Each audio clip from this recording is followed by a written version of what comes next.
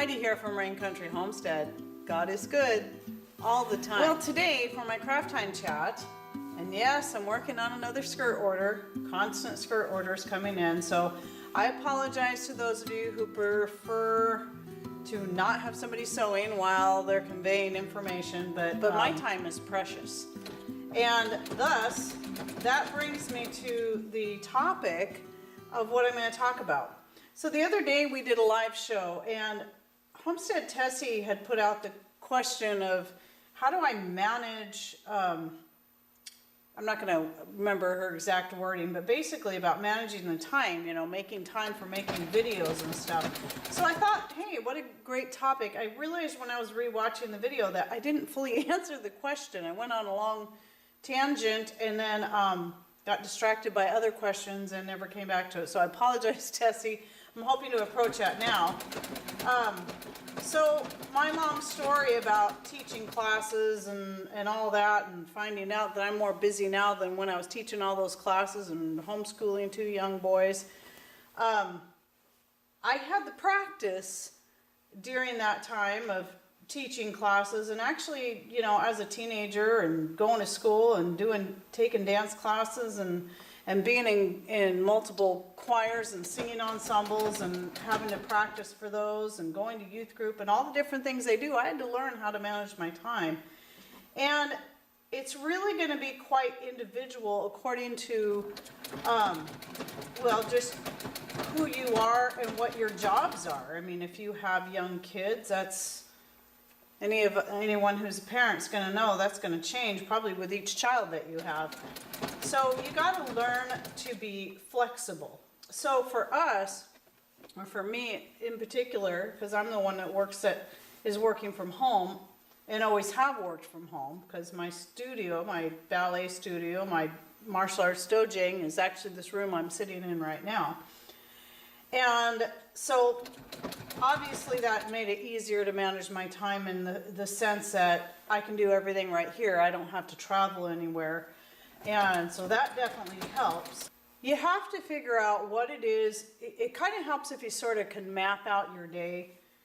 But you also have to learn how to be flexible. Be ready for that to change in a moment's notice. And again, anyone who has kids or animals will know that that's just a must. You gotta be able to not be too locked into a set schedule, because it can change. However, still, it's kind of like budgeting money. I've always budgeted my money and always have done this way ever since I've had a job and was making my own money. I kept a chart, you know, a little piece of paper that I graphed out, like, okay, X amount of dollars to this, X amount of dollars to that, crossing things off as I go so that I don't forget a bill and make sure it all gets paid. It's kind of the same way with my time. Now, I don't typically write out a schedule, but it's in my head. And when I started the YouTube channel, I had no idea what I was getting into as far as how much time was going to be involved in getting the videos together, editing the videos, and then the resulting orders for things like skirts and aprons and hand crocheted goods and homemade soaps and all that kind of stuff. You know, having to allot time for those.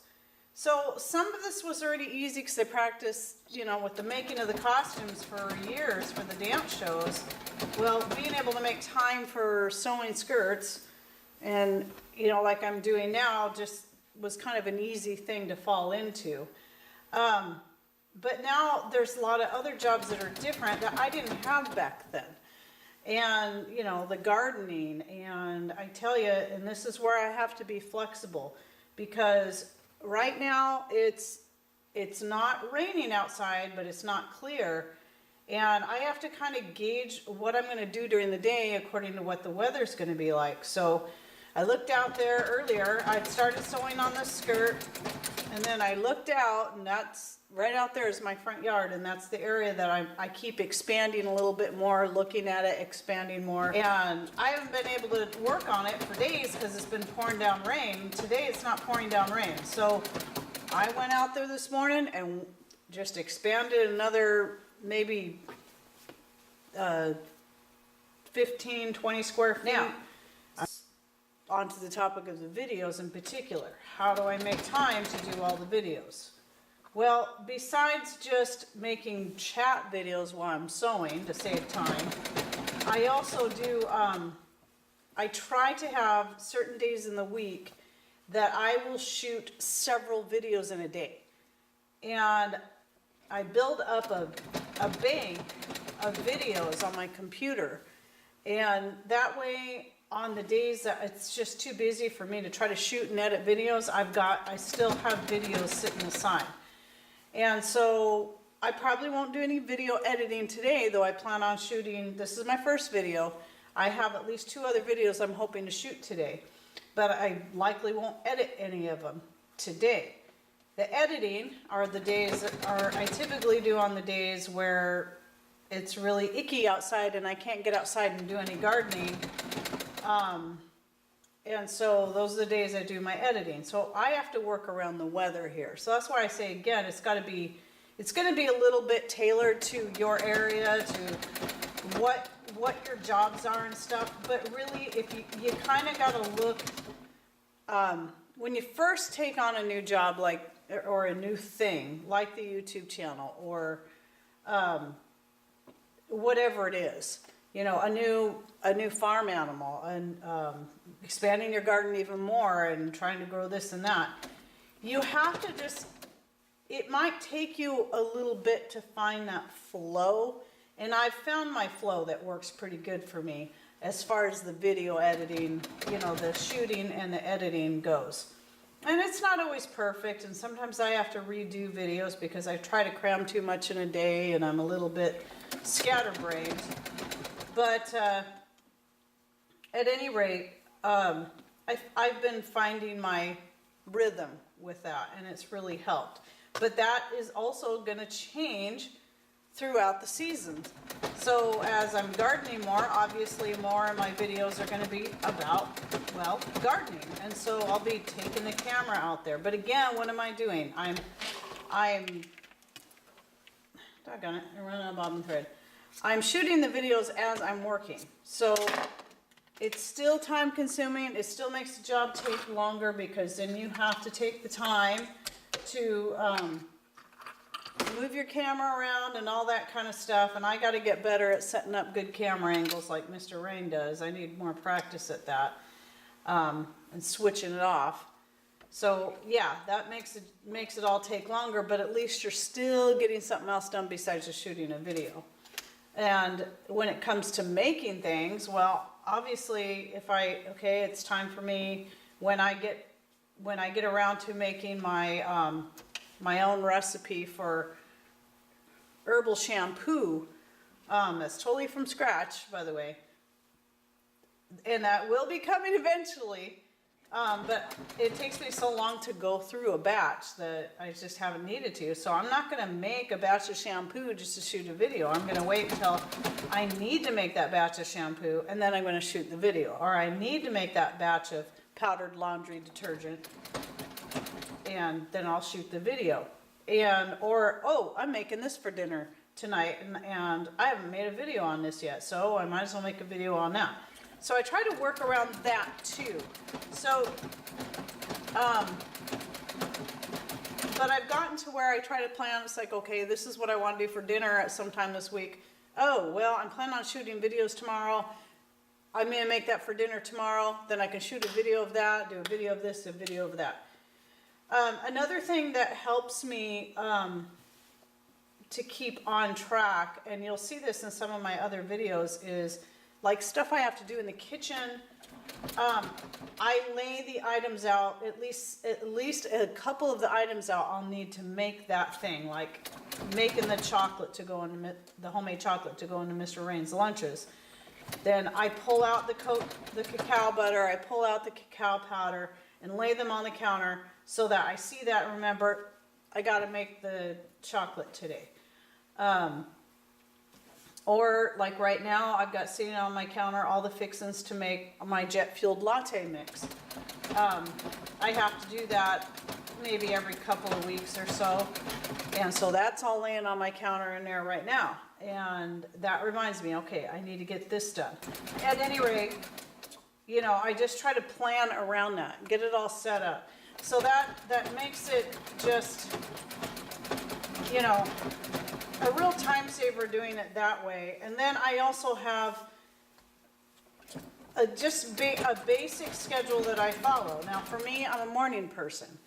I always have been a morning person. I think clearest in the morning, clear up until about the afternoon, and that's when my brain wants to kind of shut down. So it's best for me to try to get anything like working on my books, doing video editing, anything that requires me to really have to think. It's not like something like this that I'm doing right now. Clearly, I don't really have to think about what I'm doing. This is just mostly muscle memory going on right now. So that's why I can chat with you while I'm sewing. So I get up anywhere on, you know, my most regular time to get up is between 4 a.m. and 5 a.m. I never sleep past 5:15. That's late for me. And sometimes I get up as early as 3. It just depends. I don't use an alarm clock. I haven't used one since, I don't know how long. I stopped using them probably 25 years ago. Because I just know, my body knows when it's time to wake up. And I get up and I go to bed somewhat early.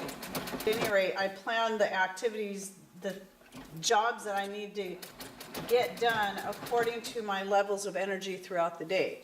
I know when I'm most physically energetic and when's a good time for me to shovel horse manure, but also trying to work around the rain. You know, and this is, even though it's sewing, because of the type of sewing I'm doing here with the treadle machine, this is kind of energetic work. Time management can be one of those things that, like talking about the way you garden or the way you cook or anything else, is you have to tailor it to suit you. If you're not a morning person like me, you may get up at 9 or 10 and maybe you're not really alert until afternoon. So you may have to do different types of chores at different times of the day than I do. Anyway, so yes, back to what I was saying is that you need to manage your time according to the kind of person you are, morning or night, when you're the most alert, when you're the most energetic. Your body will tell you. I really am not sure what else to say because, you know, at 51 years old, every time I add a new thing, yes, I have to come up with a new way to tackle it and to manage to arrange my time so that I can fit it all in and still get my regular chores done, like bringing up the water and the firewood and scrubbing the toilets and all that kind of stuff. But it's, you know, you just got to find what works. You may have to just sort of play with your schedule a little bit. You know, if you find yourself getting highly stressed out, then it's not working. You can't allow yourself to, you're either trying to pile too much into one day or you haven't found that schedule yet that's going to work for you. But maybe just taking time to actually sit down and write yourself up a schedule. Maybe writing yourself up a schedule and say, okay, I think I'm going to need X amount of time to do this and that, and I think it would be best to get it done at this time of day. Obviously, if you have animals to feed and take care of and all that, those are going to have to be done at specific times of day, no matter how you feel. But there's still got to be a way to work that into your own schedule and what else you've got going on and whether or not you're a morning or night person. What I'm talking about is what works for me, and the people that are wondering how I manage my time, I might not make any sense, or the way I do things may not work. So I've asked my viewers to please comment with your own suggestions or what works for you, so that when people come through and watch this video, they can go read the comments and go, okay, well, what Heidi's talking about is just Greek to me, or, that's not going to work for me. Then they might be able to look through your comments and say, okay, wow, that makes sense. That's going to fit me better. And who knows, I'm sure I could still learn quite a bit on the time management from others, because I do have my times there. When I take on a new job or a new project that I start to feel stressed out, like I'm trying to, I panic, like I'm not going to be able to get it all done. But here's one piece of advice I can definitely say on that, and this is just from my own experience, is that, even at my age and doing this all the time, I still let myself get into that frenzied state of panic, like I have to get this, and this done. Well, if there's clearly not enough time for it, then you're going to have to basically pick your battles and prioritize. There's obviously going to be things like feeding your animals, your kids, that need to be done that day. But are the toilets really that bad? Can they go one more day? Does your carpet really need to be shampooed today? Can it wait till tomorrow? I've had to learn how to think that way and just prioritize according to importance. The firewood, a lot of times I'm 2 days, I have 2 days ready, sitting up here, ready to burn. But I like to always keep it at 2 days, so I still don't like getting behind. But if worse comes to worse, if I had to skip a day bringing up the firewood, I can skip a day. Same thing with the water. I don't like getting behind, because that means that's that much more I got to bring up the next day. But really, I'll survive if I can't bring that firewood up. Whereas the dogs may not be happy if I decide to put off giving them food and water when their dishes are empty. I hope that the information I tried to share with you was at least a little bit helpful. If nothing else, you can kind of get an idea of how I work my day. Oh, and one more thing I was going to say too is, so as far as in the mornings after I get Patrick out the door for work, I pack his lunch and all that stuff and get him out the door, make his jet fueled latte and get his coffee. Then I usually take some quiet time just for me. And a lot of times sometimes that's spent doing going over the bills and making sure everything's, looks good there, getting things paid and whatnot. But sometimes it's just sitting there with my hot jet-fueled latte and catching up on a couple of videos I may have missed through the week of other people that I really like to watch. Maybe that's a good time for me to do a little bit of video editing and then do some more in the afternoon.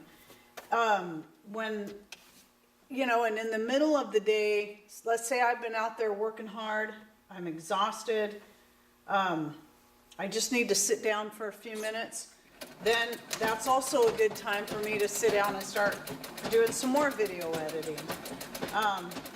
One thing I would like to make time for is reading for the sake of enjoyment. I still have Esther Emery's book that I've only made it through the first chapter, and though it's great, I can tell it's a great book so far, I have simply just not had the time to sit down and read it for enjoyment. So that's one thing I definitely need to make time for. And I believe it would be best that I prioritize and add that, because I think it is important that you make some downtime for yourself where you're not thinking about your homestead, your garden, your kids, your whatever it is you got to think about, your YouTube channel, and just